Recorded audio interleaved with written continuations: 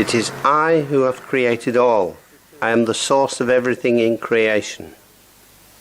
Upon hearing these ecstatic declarations, an angry mob of fanatic Baluchi soldiers buried the old woman alive. Over 10 years later, when some of these same soldiers happened to be in Pune, to their utter amazement, they saw the same old woman, Hazrat BABAJAN. People saw what appeared to be a mad woman wandering the streets and alleyways, but her only wish was to gaze upon the beloved's face, and her heart would cry out, "Come, my beloved, to meet me, come soon, or I shall die."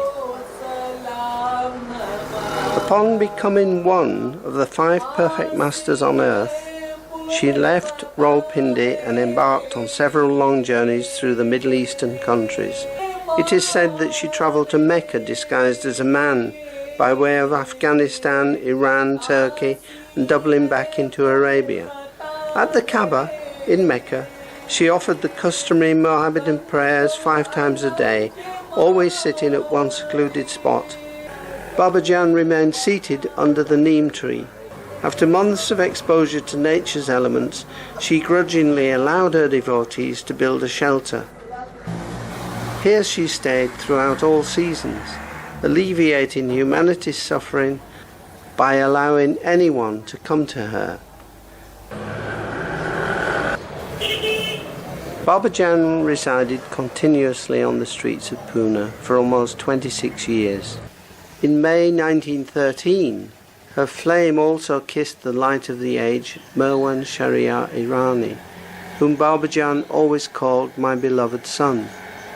To unveil Merwan was her mission. It was for her beloved son that BABAJAN had travelled to Pune from the Punjab so many years before. Her seat under the neem tree was just a few streets away from his home. Often she would see him pass by, walking with his friends, but she waited many years before she embraced him. People would see her weeping, and when they inquired why, she would reply, "I weep out of love for my son." She would utter, "One day my son will come, he will come and shake the world." TAJUDDIN Baba. No one could understand him. No one had any idea who he really was. No one knew that Taj was the crown. Several British ladies were chatting, drinking their Friday afternoon tea at the country club, when suddenly they saw a naked Indian man walking across the tennis courts. Outraged by this shocking spectacle and thinking the fellow must be insane, they summoned the police, who arrested him. They then had him sentenced to be locked up in a lunatic asylum. This lunatic, however, was wonderfully strange and different. A crowd would gather outside the walls of the asylum were waiting his blessing. A separate entranceway was erected to the asylum just so people could see this lunatic. Why? Was he really mad, or were the people who committed him mad? Why would people seek the blessing of this particular madman? He was the Taj of India, the crown of Islam. He was the Tajuddin Baba, a Qutb, a pivot of the universe, an axis of cosmic forces. This perfect master opened his wine shop in a mental asylum, and the people who flocked to him became intoxicated and divinely mad. Tajuddin lived his final days at Raja Bhosal's Red House.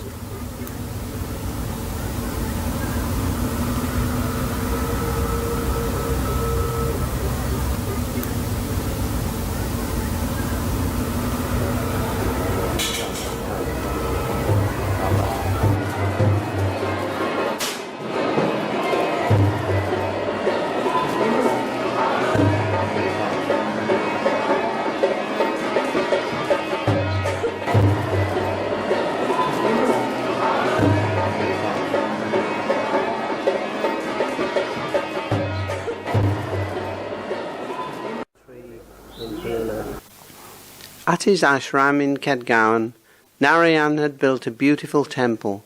consecrated to Dattatreya, in which he would perform daily, in Hindu fashion, puja, worship. It is said that the god Dattatreya would appear physically every day in the temple when Narayan worshipped. The young Sadguru's fame spread. More and more people came for his spiritual guidance and blessing. Narayan would also sometimes worship Shiva, the first soul, the greatest of the yogis, and often wore the mark of Shiva.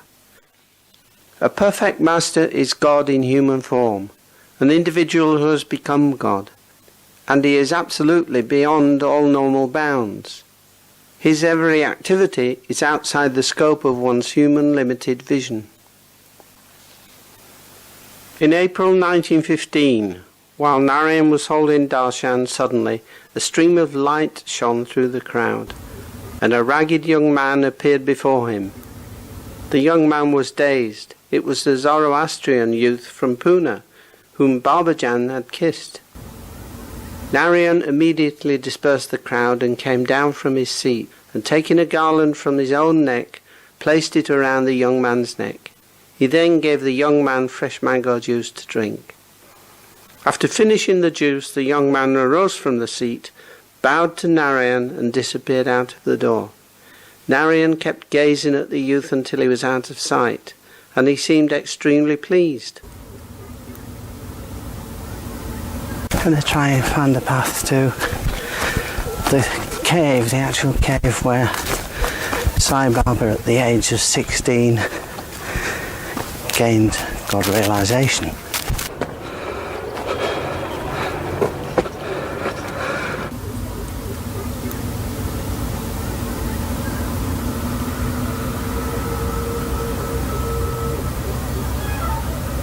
When Sai finally left the cave, he was emaciated, a living skeleton. Sai wandered back to Shirdi in 1858, and there he stayed.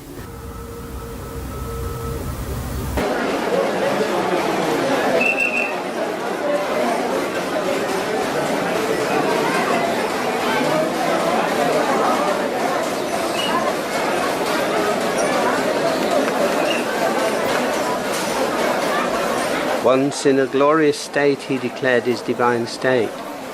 I am the attributeless one, the absolute.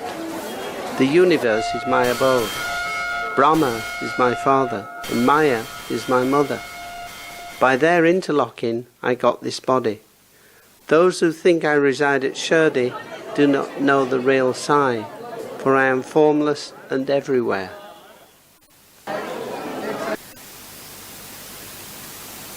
It was the year 1890, outside Nasik, India.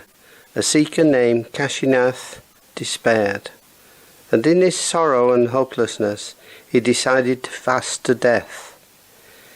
He passed the city and ventured into the jungle, where he came across a mountain of caves. He silently began repeating God's name for days. Kashinath then visited Sai Baba, who said, I have given everything to him. What is mine is his. There is no separation or distinction between us. Kashinath soon left in the Khandoba temple, about 200 to 300 yards from Sai Baba's mosque. Under Sai Baba's instruction, food was brought to Kashinath at the temple by a certain devotee. But some days after, Sai ordered the devotee to stop, since it had not been prepared with love. Kashinath stopped eating, refused any other food brought to him, and began to fast. This fast was to last for a year.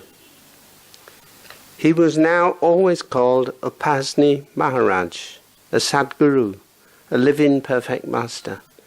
UPASNI Maharaj always taught that God is in everything, the good, bad, beautiful, ugly, clean and unclean. It was during December 1915 that the young Zoroastrian from Pune, to whom Sai Baba adopted Pavadigar, wandered in a dazed state to the Khandoba temple. Upasni Maharaj had been fasting and was reduced to a skeleton. He was naked, sitting outside on the steps of the temple.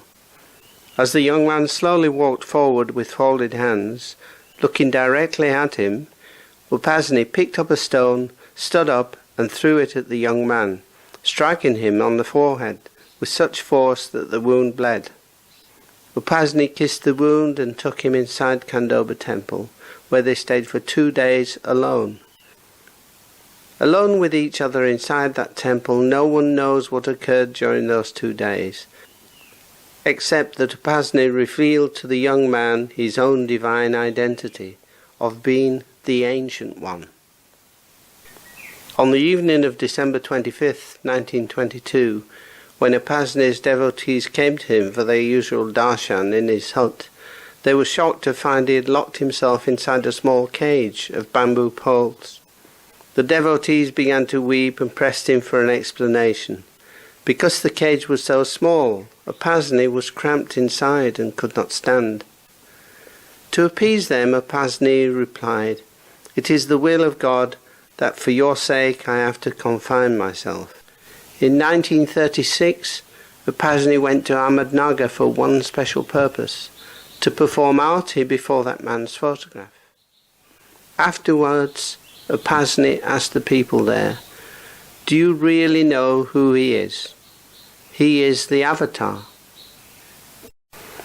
UPASNI had brought the primal force into human form.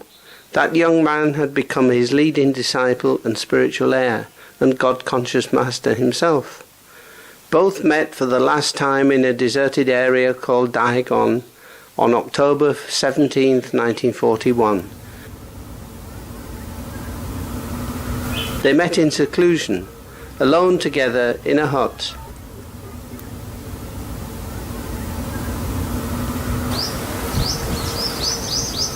There Baba and brought to full consciousness of his godhood by the 5 perfect masters. He's now in Mehrabad, on Mehrabad Hill, near Ahmednagar.